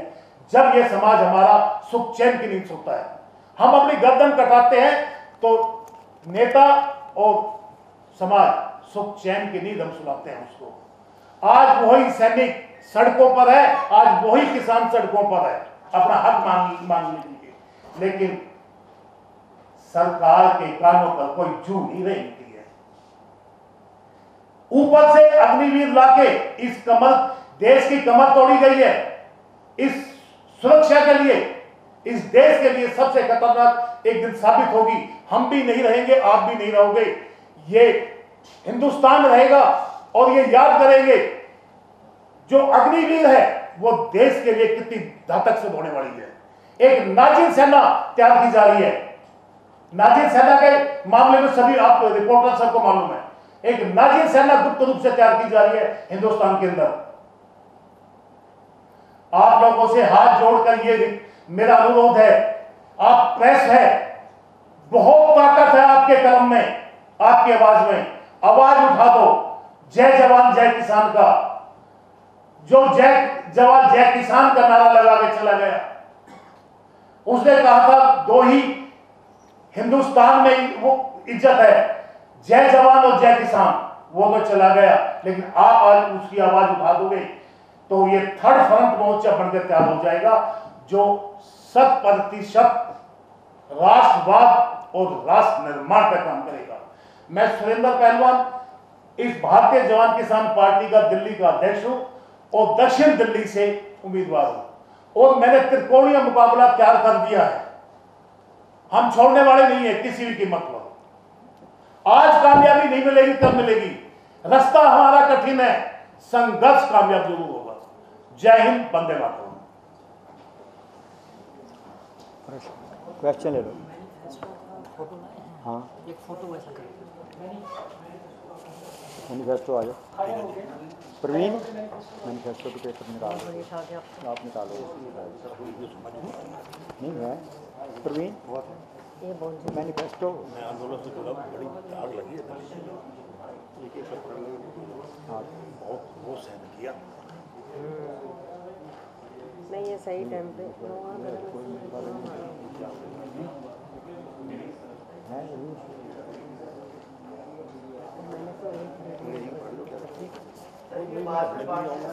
नहीं, हम खड़े होने लगे। ये आप अपने हाथ में रखे। हाँ, ये भी लो। हाँ, मैनिफेस्टो है।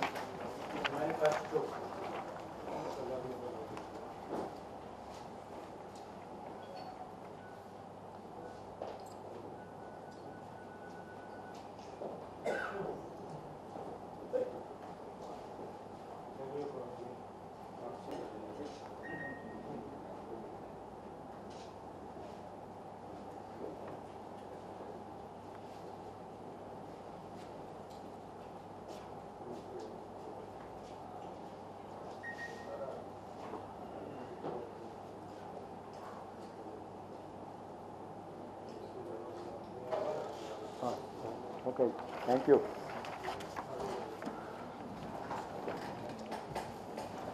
आपसे रिक्वेस्ट करूंगा, जो भी मन में कोई क्वेश्चन हो रिलेटिंग टू इकोनॉमी, कोई भी हो, क्योंकि हम सारा कुछ इकोनॉमी में ही, इकोनॉमी पे ज़्यादा बात कर रहे हैं, तो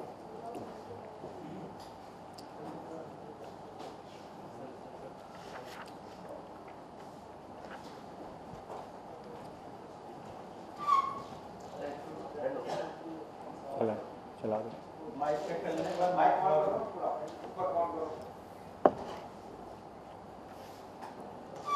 हेलो सर, आपने बहुत अच्छा बात की, हम सब आप लोग के से इम्प्रेस हुए, लेकिन मुझे एक बात बताएं कि पार्टी चलाना और 576 या 575 लोगों को खड़ा करना, उसके लिए एडवर्टाइज करना, आपके पास फंड कितना है, पहली बात। और दूसरी बात, ये जो आप कह रहे हैं, जैसे हमारे जो कैंडिडेट भी आपने बात की है, तो ये लोग कितने पैसे खर्च करेंगे और उसके लिए इनके पास वॉलेंटियर आपके कितने हैं, ये सब बातें, क्योंकि पार्टी आपकी रजिस्टर्ड होगी, जब आपने खड़े किए हैं, हम वहां नहीं जा रहे। आप अपना जो मैकेनिज्म है उस पर चर्चा थोड़ी सी करते, ताकि हमें ये पता चल जाए। आपने कहा नेटवर्किंग है, नेटवर्किंग और वॉलेंटियर दोनों में फर्क है। तो वॉलेंटियर होना, देखिए आरएसएस के पास 6 करोड़ बिना पैसे के वॉलेंटियर है, इसलिए वो सारे देश में राज करते हैं। तो इस पे कुछ चर्चा। आपका प्रश्न बहुत बढ़िया है। हर पहला प्रश्न, यही सवाल हमारे दिमाग में सबसे पहले यही आया था, पैसा कहाँ से आएगा।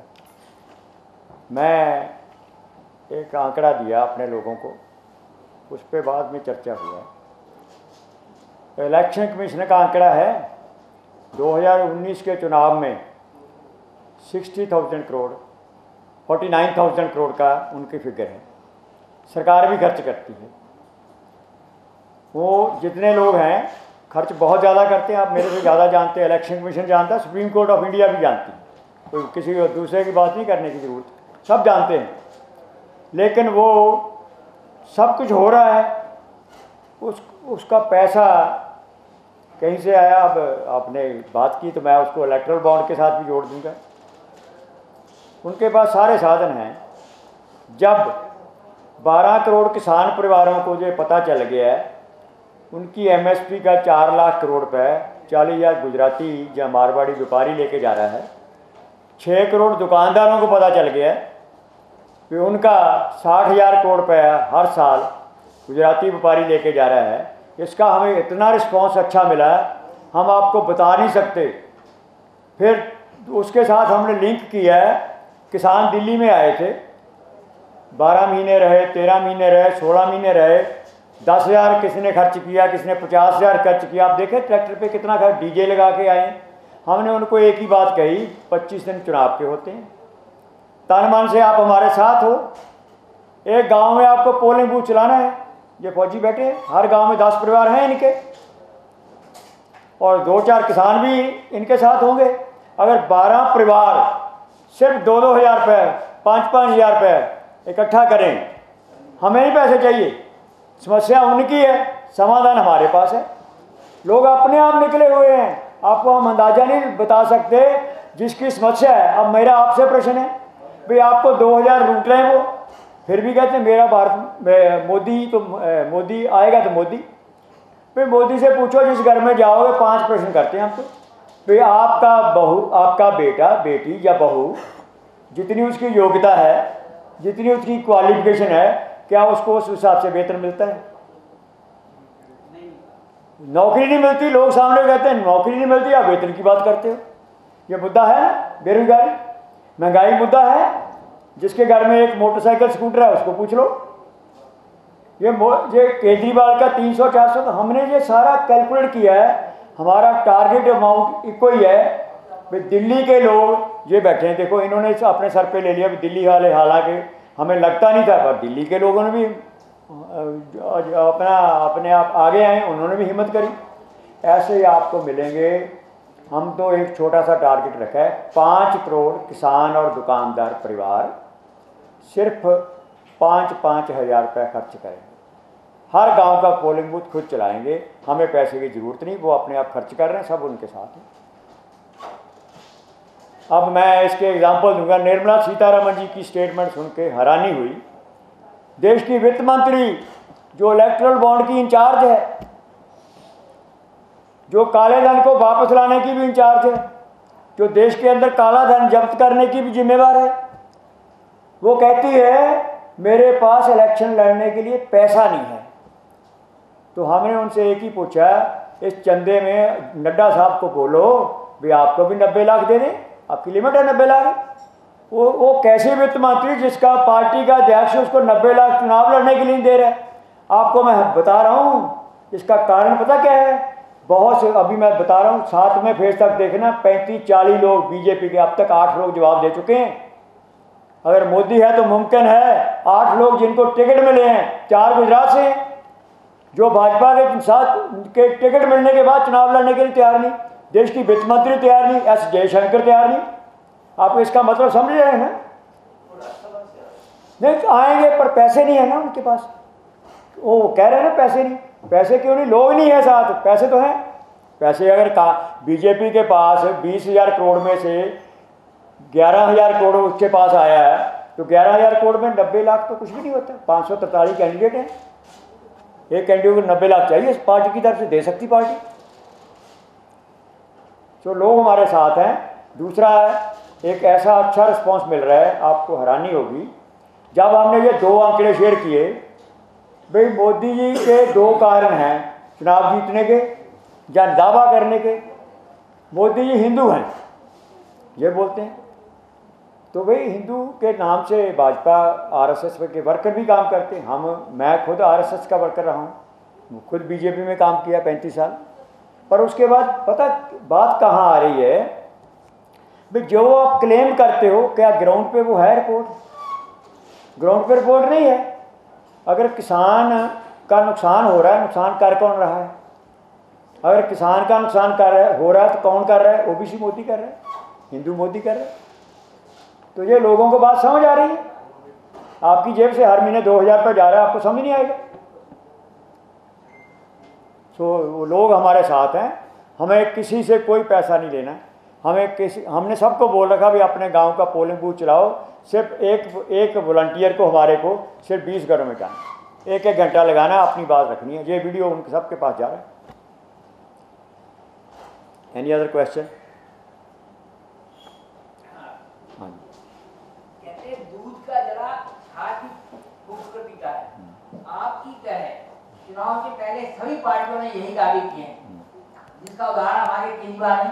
केजरीवाल जी ने आपसे ज्यादा दावे किए थे, हमें कुछ नहीं चाहिए, 2 कपड़े जो है हमारे पास, 1 कपड़े का मकान चाहिए, क्या रहा, लोगों ने विश्वास किया और केजरीवाल को मुख्यमंत्री बना दिया।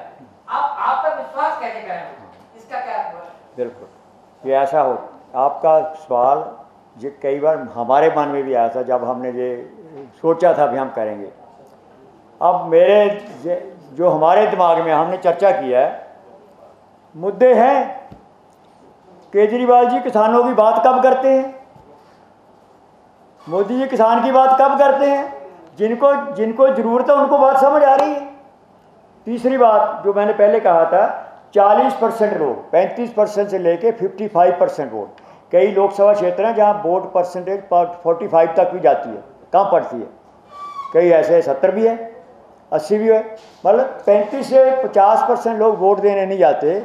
हमारा उनसे सीधा संवाद है, भाई देखो अगर घर पे बैठोगे कुछ नहीं मिलेगा, अन्ना जी को साथ दे लिया भाई, ऐसा है। मैं इसका एग्जांपल एक बात देता हूँ। मान लीजिए मैं मंदिर जाता हूँ, मैं 10 साल से अपने प्रभु से, अपने इष्ट से मांगता हूँ, नहीं मिलता, 2 दिन नाराज हो जाता हूँ, फिर क्या होता है, फिर वहीं जाता हूँ। तो हम तो जाएंगे, जनता के पास जाएंगे, जो जनता को, हाँ हमने एक बात किया जो आपने कहा, हमने जो केजरीवाल जी ने लोगों के लिए दिया, मैं आपको टोटल लगा देता हूँ, 300 रुपये का पानी आता होगा, 600 रुपये की बिजली आती होगी, घर में 2 महिला बस में सफ़र करती होगी, कोई जो उसका मोहल्ला क्लिनिक है, कोई किसी को 150-200 रुपये की दवाई मिलती होगी, यही है ना भैया, आपने यही दिए। चलो 35% लोगों को मिलती है, पर 65% लोग तो ऐसे हैं जो जिनको कुछ नहीं मिलता, वो हमारी बात सुन रहे हैं। जो 35% लोग वोट देने नहीं आते, हमारा काम ही। अब एक बात और भी है, क्या कांग्रेस को वोट देने वाले राहुल गांधी के सारे साथ हैं? क्या भाजपा मोदी को वोट देने वाले सारे भाजपा के साथ हैं? उनके अंदर भी तो है, उनके बच्चे बेरोजगार हैं। कोई आदमी, रवनीत बिट्टू आया, मैं आपको एक लोकसभा कैंडिडेट की बात करता हूँ, सिमरजीत बैंस आया था बीजेपी में अपना पार्टी मर्ज करके, उसको टिकट देनी थी, उसके एक दिन पहले रवनीत बिट्टू लुधियाना से आ गया, उसको टिकट मिल गई। अब भाजपा वाले नहीं जानते, भाजपा के कार्यकर्ता दरी बिछाने वाले रह गए। मैं इसीलिए हम कह रहे हैं, हम तो अपनी बात रखेंगे, कुछ लोग विश्वास करेंगे, कुछ नहीं करेंगे, लेकिन हमारा मुद्दा एक भी है। अगर उन पार्टियों ने काले धन की कभी बात की हो, 20,000 करोड़ की इलेक्ट्रल बॉन्ड की बात करेंगे, मैं फिर आऊँगा उसी जेब कतरे की बात। वो एक कांग्रेस वाले भाजपा को बोलेंगे, भाजपा वाले कांग्रेस को बोलेंगे, कांग्रेस वाले टीएमसी को बोलेंगे, टीएमसी वाला किसी का डीएमके का नाम लेगा, वो भी आपका ध्यान भटकाएंगे। वो 20,000 करोड़ की बात करते हैं, हम 900 लाख करोड़ की बात करते हैं देश के अंदर। मोदी जी ने लाल किला से कहा था 1,20,000 गुना, यूपीए सरकार से हमने 20 गुना ज़्यादा जब्ती करी है। कांग्रेस ने किया था यूपीए में 5,400 करोड़ जब्त किया था, मोदी जी ने 10 साल में किया 1,08,000 करोड़ पे, 20 गुना हो गया।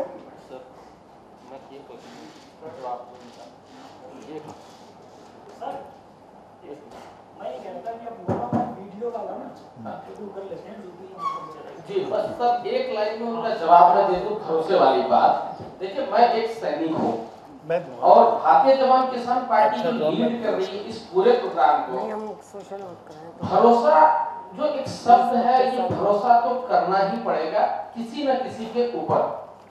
अगर ये देश चैन की नींद सोता है तो किसी न किसी के भरोसे पर ही सोता है।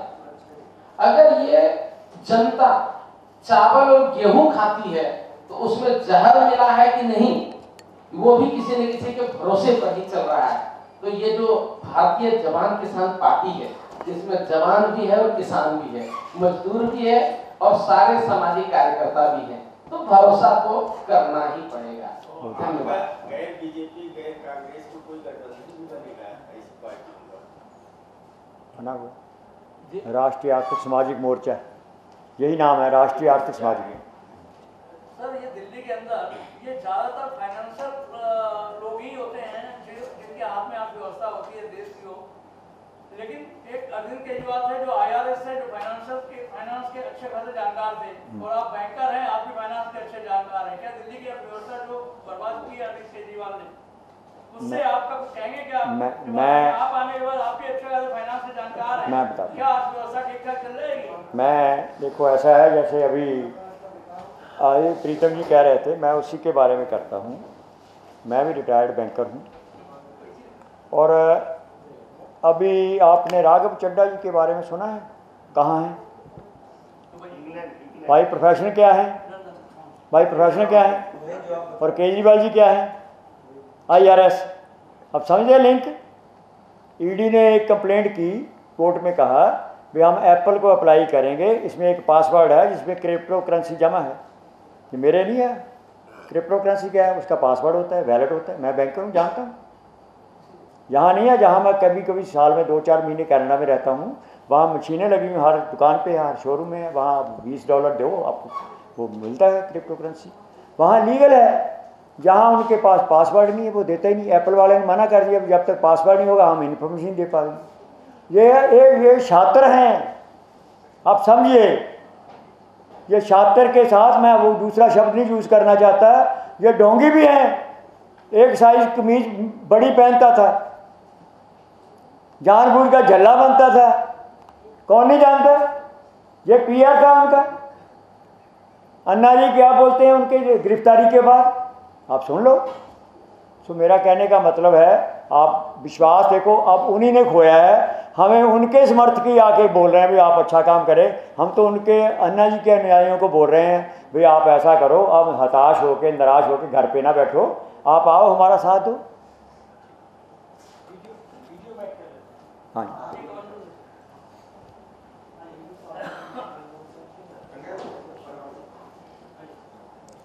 कोई क्वेश्चन किसी का हो, बेशक किसी तरह का हो, इकोनॉमी के ऊपर कोई भी चर्चा, I am open for question.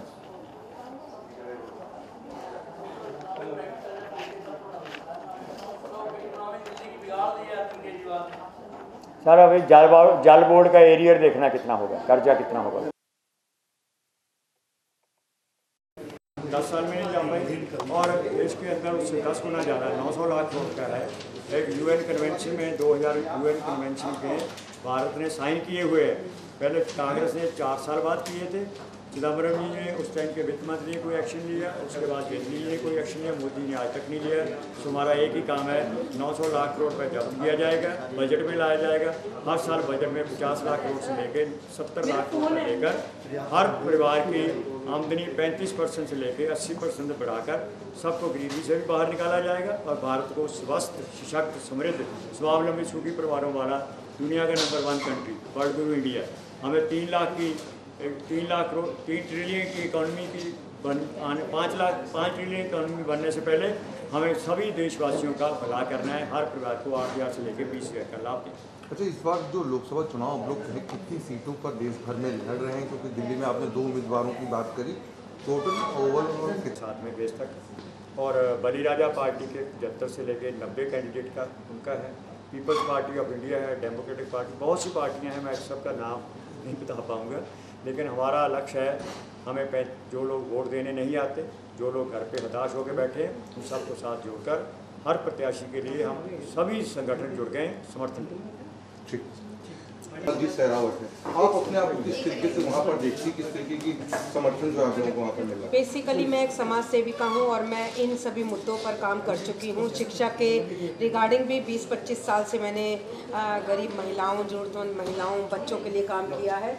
और पश्चिमी ज़िले से जो हम एज ए कैंडिडेट में आ रही हूँ क्षेत्र के लिए, ये बेसिकली जनता ही चाहती हैं। वहाँ की जो सभी महिलाएं जिनके लिए मैंने प्रॉपरली काम किया है, बच्चों के लिए काम किया है, तो पश्चिमी ज़िले के लिए मैं नई नहीं हूँ। और शिक्षा, स्वास्थ्य और जो हम कैंप लगाते थे, इसी के रिगार्डिंग हम लोग महिलाओं के लिए, बच्चों के लिए, छात्रों के लिए टाइम टू टाइम काम करते रहते हैं। इसलिए भारतीय जवान किसान पार्टी ने मुझे चुना है एज ए MP कैंडिडेट। और मुझे यकीन है कि पश्चिमी ज़िले की जनता, जिनका हमने साथ सहयोग किया है और जिनका आशीर्वाद, जनता का प्यार आशीर्वाद मेरे साथ है, तो वो हमें वोट सपोर्ट जरूर करेंगे। अंजुमन, दोनों ही कैंडिडेट आपके अपोजिशन में अपने पार्टी के कद्दावर नेता है, ऐसे में कहाँ देखते हैं अपने आप को, बातों को लेकर जनता तक पहुँचेंगे?